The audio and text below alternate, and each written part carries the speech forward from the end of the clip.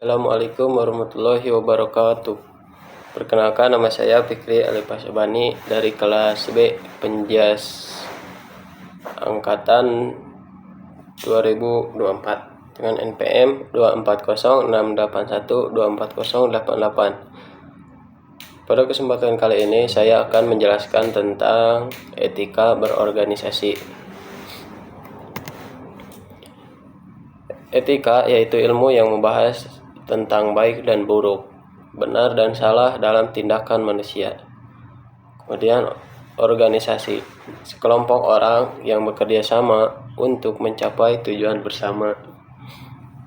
Etika berorganisasi yaitu norma, nilai, dan prinsip moral yang mengatur perilaku individu dalam organisasi agar tercipta kerjasama yang baik, harmonis, dan berkeadilan.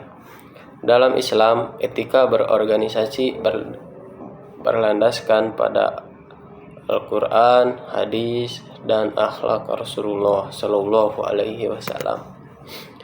Landasan etika berorganisasi dalam Islam.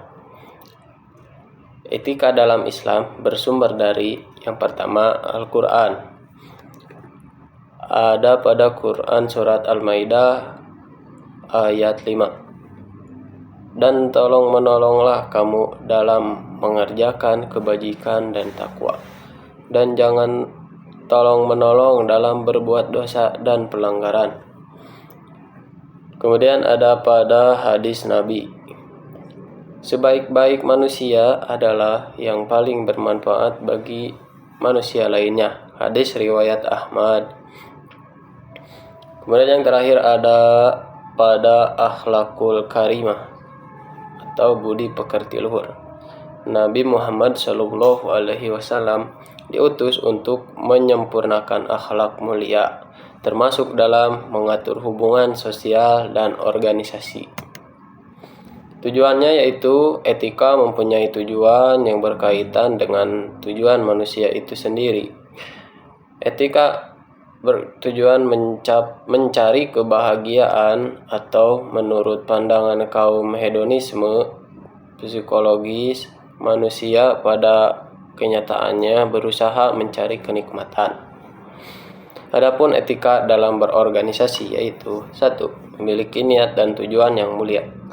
Niat dan tujuan didirikan organisasi ini sangat menentukan langkah-langkah yang akan dilakukan dalam organisasi, meskipun nantinya keberlangsungan organisasi akan bergantung pada etos individu dan kelompok dalam organisasi. Yang kedua, memiliki sikap amanah dan mengemban tugas. Sikap ini menimbulkan kepercayaan organisasi menjadi lebih tumbuh sehingga pemberi dan pelaksana tugas akan ulet dalam tindakan. Jika sikap amanah tidak dilakukan di dalam organisasi, maka berbagai penyelewengan akan terjadi sehingga timbul keraguan untuk mempercayakan sebuah tugas dan organisasi. Yang ketiga yaitu saling tolong-menolong. Sikap tolong-menolong merupakan sikap yang wajib dilakukan dalam organisasi. Satu hal yang perlu digarisbawahi dalam sikap tolong-menolong adalah kesesuaian dengan pembagian tugas yang diberikan. Yang keempat, berorganisasi dengan baik. Hubungan baik dapat ditumbuhkan dan dijaga dengan komunikasi yang baik. Hubungan antar individu dan kelompok dalam organisasi pun juga harus baik. Dalam Islam ada 5 prinsip dalam berkomunikasi, yaitu 1. Menggunakan kata-kata yang mulia dan penuh kehormatan terhadap sesama dan diam jika tidak mampu. Kedua, perkataan dilakukan dengan lemah lembut meskipun dengan lawan atau rival.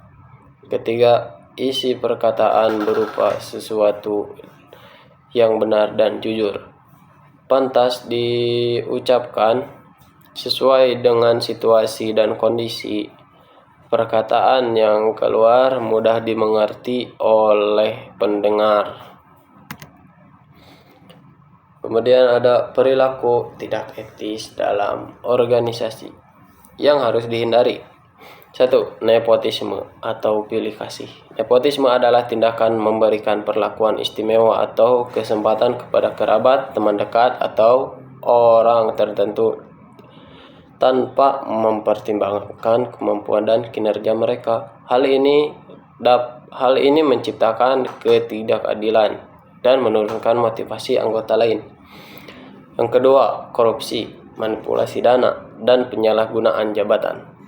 Tindakan ini mencakup penggunaan sumber daya organisasi untuk kepentingan pribadi, memalsukan laporan keuangan, dan memanfaatkan jabatan untuk keuntungan pribadi. Selain melanggar etika, hal ini juga bisa berakibat hukum. Yang ketiga, menyebarkan fitnah dan gosip antar anggota. Menyebarkan informasi palsu, rumor, atau pembicaraan keburukan orang lain dapat merusak hubungan antar anggota dan menciptakan suasana kerja yang tidak harmonis. Yang keempat yaitu tidak menghargai pendapat orang lain. Dalam berorganisasi, setiap anggota berhak menyampaikan ide atau pendapat. Tidak menghargai atau meremehkan pendapat orang lain menunjukkan sikap arogan dan dapat menghambat kerjasama tim. Yang kelima, lalai dalam menjalankan tugas dan amanah. Setiap anggota memiliki tanggung jawab masing-masing. Kelalaian seperti menunda pekerjaan atau tidak menjalankan amanah dengan sungguh-sungguh dapat menghambat pencapaian tujuan organisasi.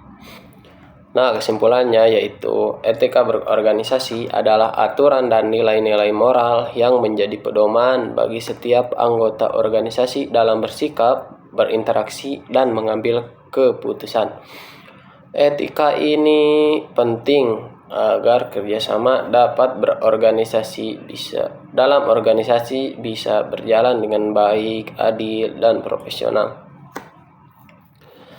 Dasar dari etika berorganisasi berasal dari nilai-nilai moral, hukum, agama, dan budaya yang berlaku di masyarakat.